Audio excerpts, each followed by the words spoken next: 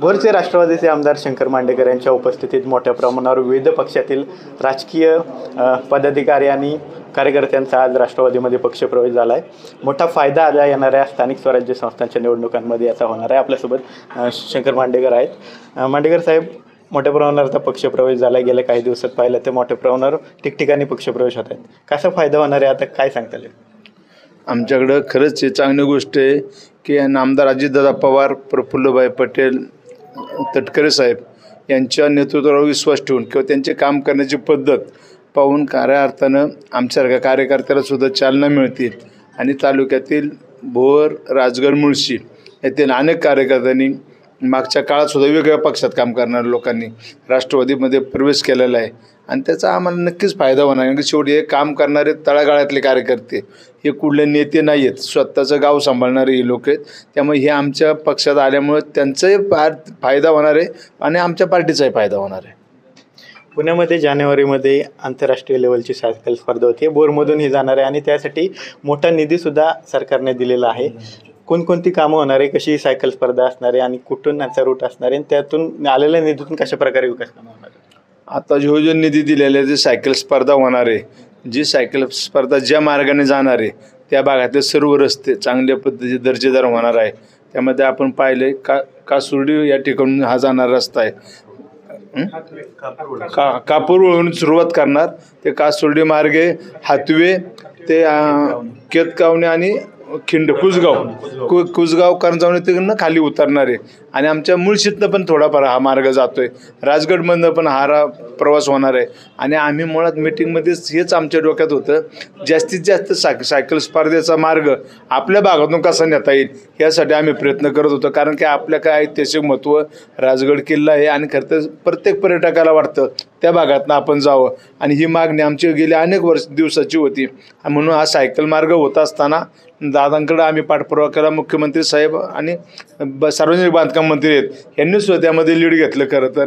आणि ही सायकल स्पर्धा आपल्या भागातनं कशी जास्तीत जास्त मार्गाने जाईल त्यासाठी प्रयत्न केला आहे. चांगल्या धर्तीवर हे रस्ते होतील आणि त्याचा फायदा नक्कीच तालुक्याला होणार आहे. पण जेव्हा हा निधी मिळणार आहे अशी बातमी आली त्यानंतर भोर आणि पुरंदरचे माजी आमदार यांनी संयुक्त पत्रकार परिषद घेतली आणि हा निधी पुन्हा एकदा श्रेयवाद चालू झाला आहे का महायुतीतच? श्रेयवाद करणारे हे आत्ता आलेले आहेत, हे मुळात महायुतीतले नाही आहेत. पुढची पंचवार्षिक इलेक्शन लागेल ते मतदान करतील त्यावेळेस ते महायुतीत. आत्तापर्यंत जोपर्यंत मोठं इलेक्शन होत नाही तोपर्यंत महायुतीचे ते त्यांच्या दृष्टीने महायुतीत आम्ही, परंतु आमच्या दृष्टीने ते आम्ही काही असं मानत नाही. आम्हाला महायुती म्हणून शिंदेसाहेब, फडणवीस साहेब, दादा हे महत्त्वाचे नेते आहेत. ते बोलतील ते आम्ही मान्य करू. आणि नियम असा आहे, तुम्ही निवडणुकीला दुसरीकडे होते, तुम्ही आधी असते तर आम्ही मान्य केलं असतं महायुतीत. तुम्ही निवडणूक वेगळ्या पक्षाकडून लढवली, तुम्ही पडले म्हणून आता इकडे आल्या आणि का आल्या ते तुम्हाला सर्वांनाच माहिती आहे. तर आम्हाला त्याच्यावर काय बोलायचं नाही. शेवट ज्या त्या पक्षाचा विषय किंवा जनतेने ठरवलं कुठं जायचं. परंतु हे श्रेयवाद घेण्यापेक्षा आम्ही महायुतीतनं त्यांचा लोकप्रतिनिधी या भागाचं काम करतो आणि आम्ही हे पाठपुरावा करत होतो.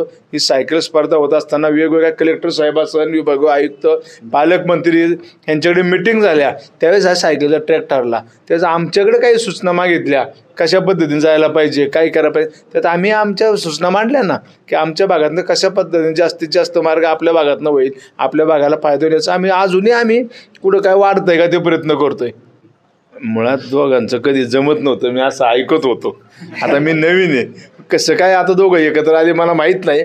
पण तो पुरंदरच्या बाबतीत बोलायचा मला अधिकार नाही. मी माझ्या मतदारसंघापुरतं बोलणार. माझ्या मतदारसंघात जो विषय चालला आहे तो पूर्ण श्रेयवाद घेण्याचा आहे आणि ते श्रेय त्यांनी घेऊ नये.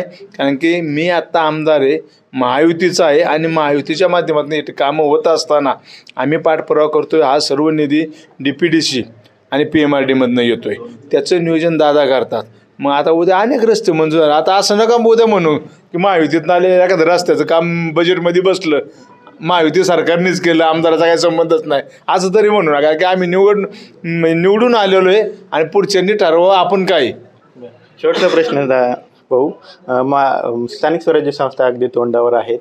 काहीच दिवसात, काहीच महिन्यात पुढच्या स्थानिक स्वराज्य निवडणुका होतील. यामध्ये सुद्धा जसा बोर विधानसभा मतदारसंघात बदल झाला तसा स्थानिक स्वराज्य संस्थेत सुद्धा होईल का आणि पूर्णपणे स्थानिक स्वराज्य संस्थेत राष्ट्रवादीचा झेंडा फडकेल? बघा, 3 तालुक्याचा विधानसभा मतदारसंघ आहे. मुळशीत यांचं काय नव्हतं, बरोबर. बोरमध्ये पण नव्हता. ठीक आहे, एक सदस्य त्यांचा होता म्हणजे त्यांच्या विचाराचा. आणि वेल्ह्यात होता तर आता वेल्ह्यात ते राजगडला, आत्ता आपला राजगड तालुका म्हणतो आपण, त्यामध्ये पण बदल 100% घडणार आहे. आणि बोरमध्ये तर ऑलरेडी बदलच आहे ना, मुळशीत पण बदल आहे, त्यामुळे काय बदल घडवायचे तुम्ही बोलताय. म्हणजे येणाऱ्या स्थानिक स्वराज्य संस्थेत निवडणुकांमध्ये नक्की राष्ट्रवादीचा झेंडा फडकेल. 100%. धन्यवाद. तर हे होते बोरवेला मुळशीचे आमदार शंकरभाऊ मांडेकर यांनी विविध प्रश्नांवर आपली प्रतिक्रिया जी आहे ती दिलेली पाहायला मिळते. कॅमेरा पर्सन अभिजित पिसेसह विनय जगताप, TV9 मराठी, पुणे.